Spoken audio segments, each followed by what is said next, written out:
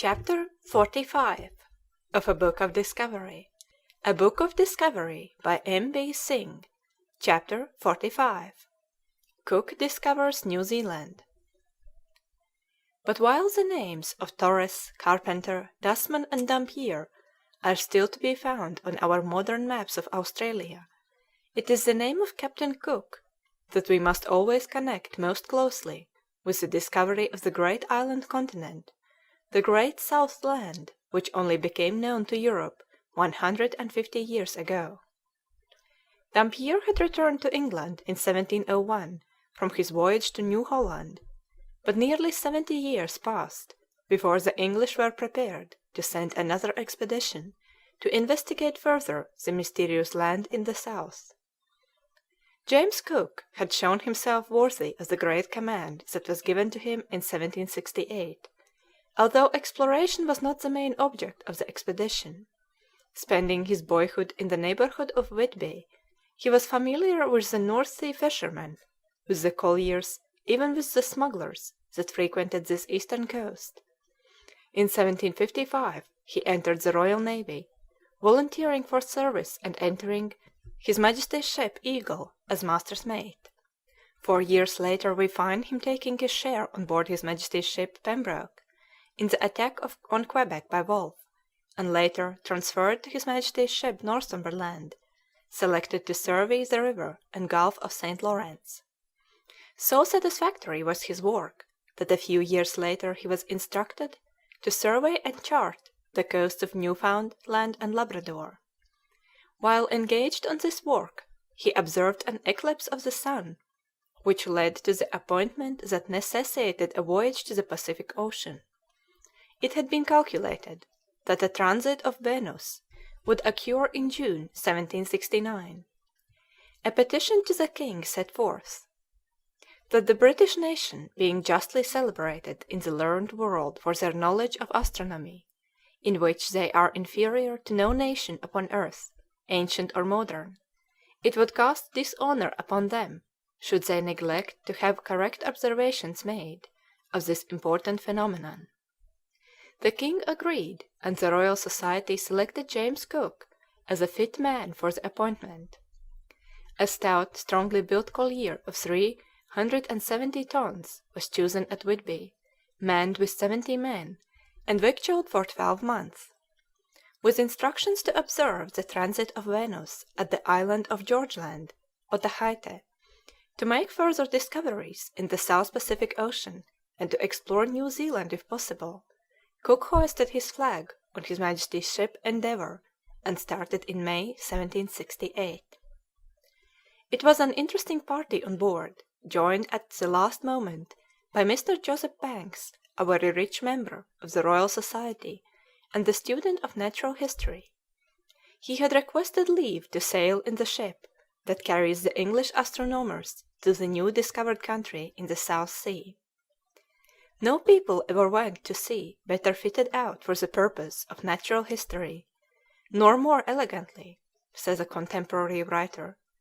They have a fine library, they have all sorts of machines for catching and preserving insects, they have 2 painters and draughtsmen. In short, this expedition will cost Mr. Banks £10,000. Their astronomical instruments were of the best, including portable observatory constructed for 16 guineas. But most important of all was the careful assortment of provisions, to allay if possible that scourge of all navigators, the scurvy.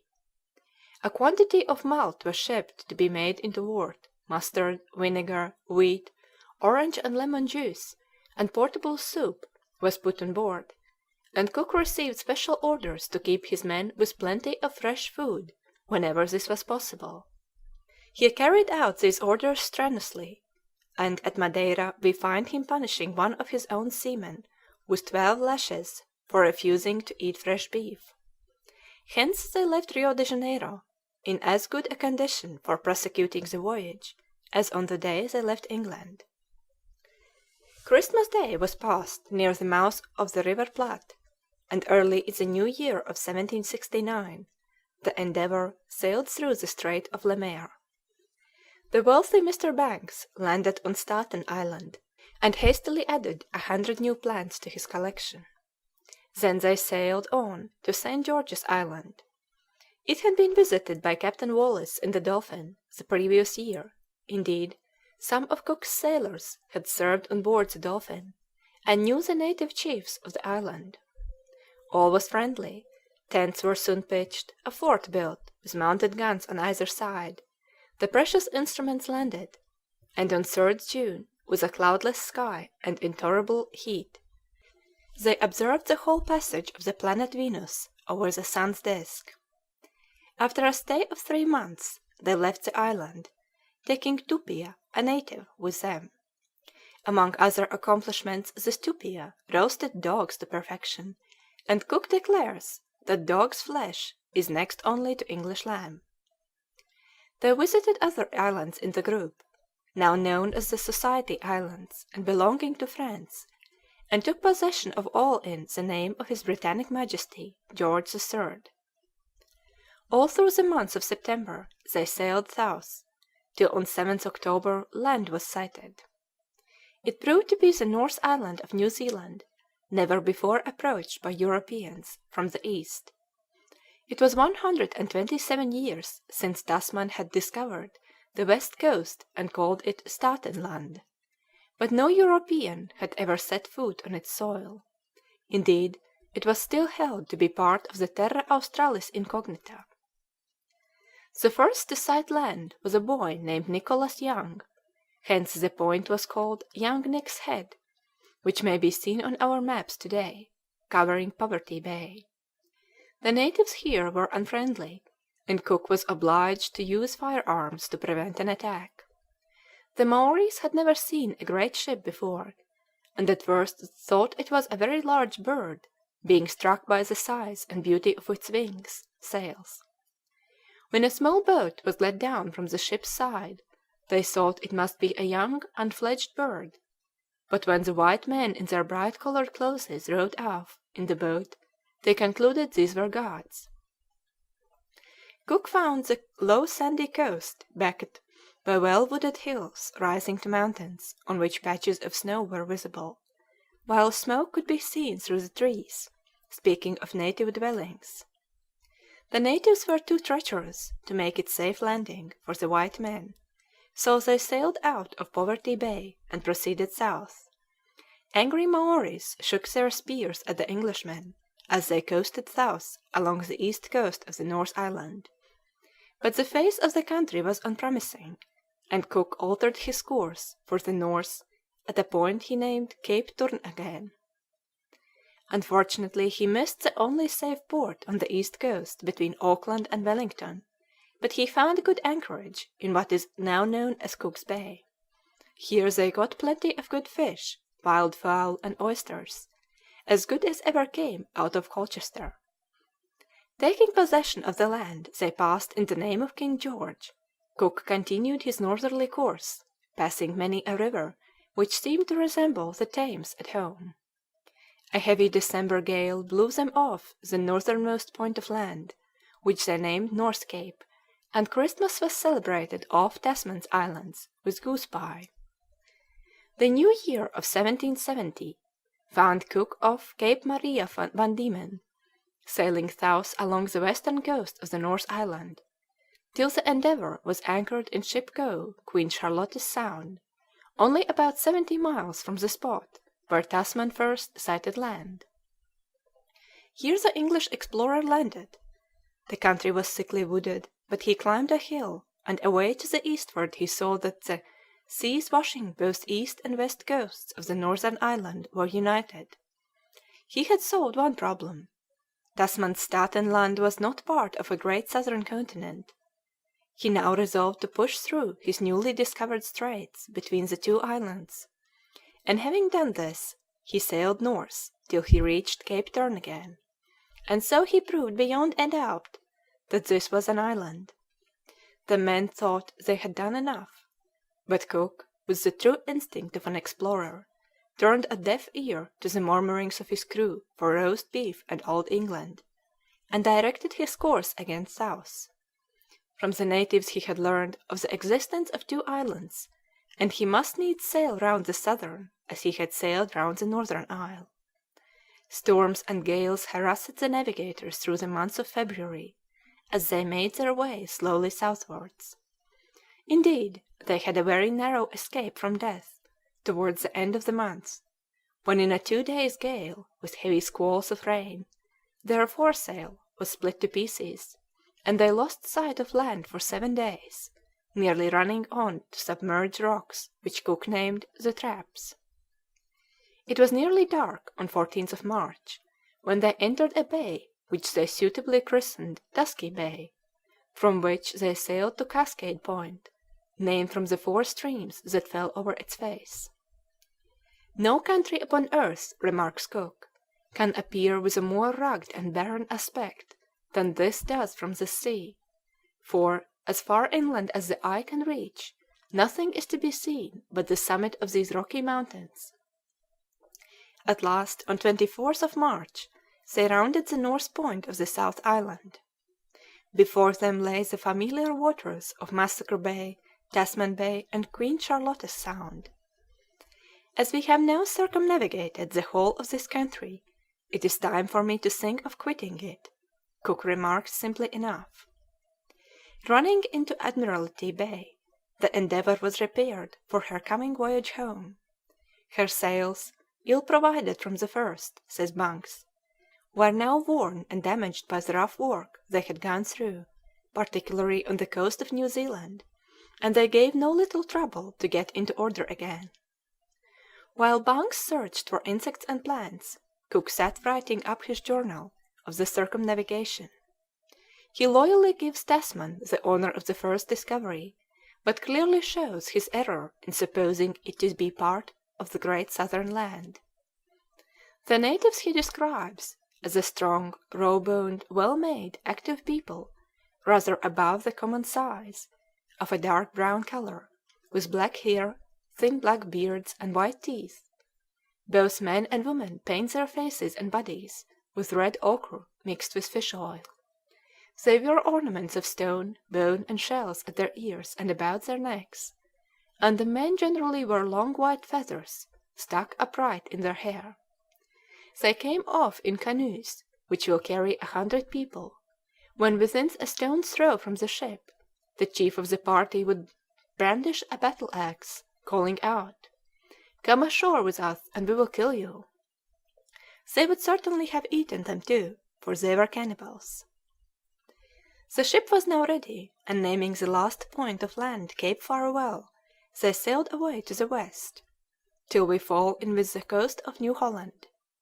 They had spent 6½ months sailing about in New Zealand waters, and had coasted some 2,400 miles.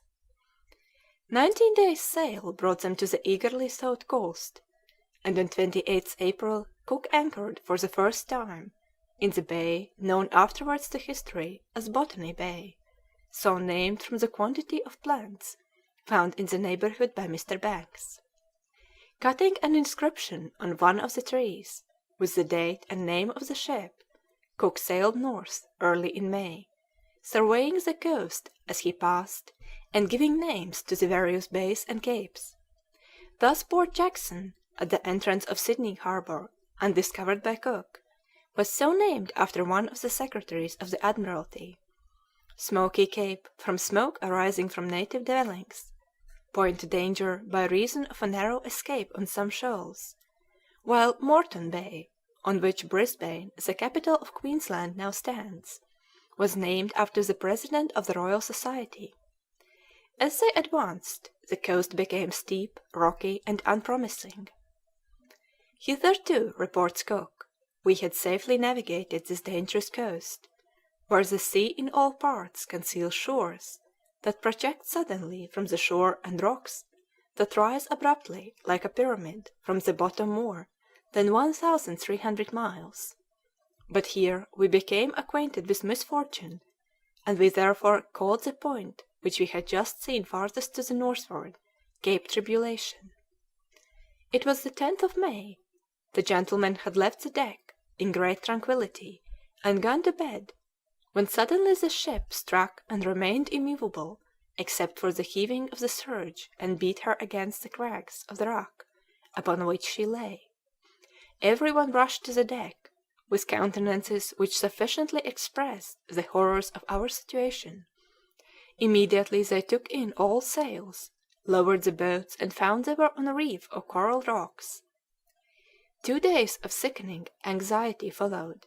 The ship sprang a leak, and they were threatened with total destruction. To their intense relief, however, the ship floated off into deep water with a high tide. Repairs were now more than ever necessary, and the poor battered collier was taken into the Endeavour river. Tupia and others were also showing signs of scurvy, so a hospital tent was erected on shore, and with a supply of fresh fish, pigeons, wild plantains, and turtles, they began to improve. Here stands today the seaport of Cooktown, where a monument of Captain Cook looks out over the waters that he discovered. The prospect of further exploration was not encouraging. In whatever direction we looked, the sea was covered with shoals as far as the eye could see.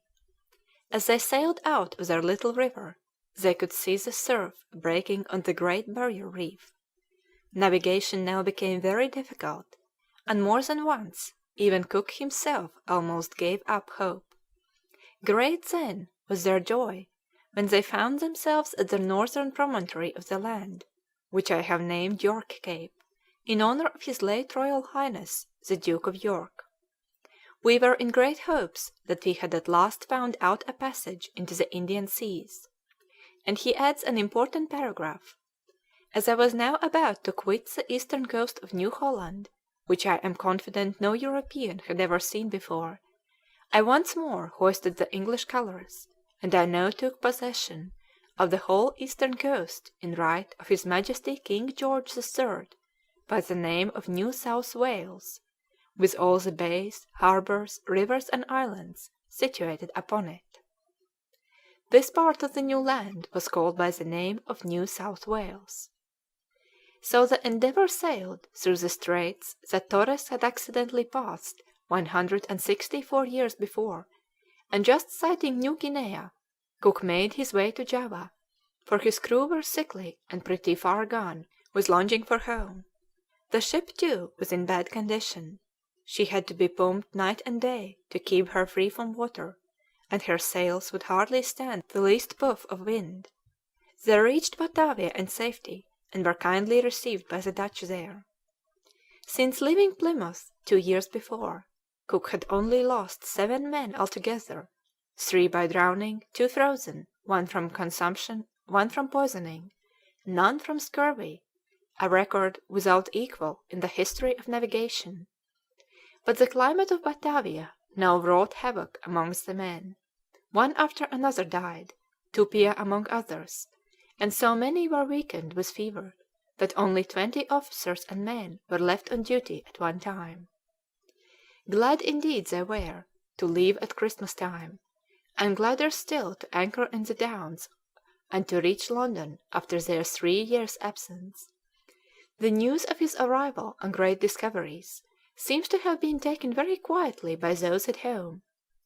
Lieutenant Cook of the Navy, says the Annual Register for 1771, who sailed round the globe, was introduced to His Majesty at St. James, and presented to His Majesty his journal of his voyage, with some curious maps and charts of different places that he had drawn during the voyage.